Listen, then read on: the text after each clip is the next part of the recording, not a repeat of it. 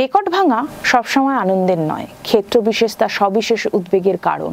পরিবেশের বিষয়টি ঠিক তেমনই। গত বছর পৃথিবীর তাপমাত্রা বৃদ্ধির গড় ছিল শিল্প বিপ্লব পূর্ববর্তী যুগের তুলনায় 1.45 ডিগ্রি বেশি।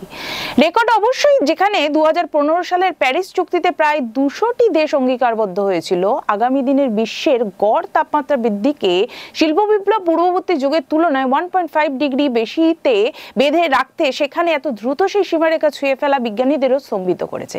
কিন্তু এই রেকর্ডও যে বেশি দিন টিকবে না, সেই আশঙ্কাও শুনিয়েছিলেন বিজ্ঞানীদের একাংশ।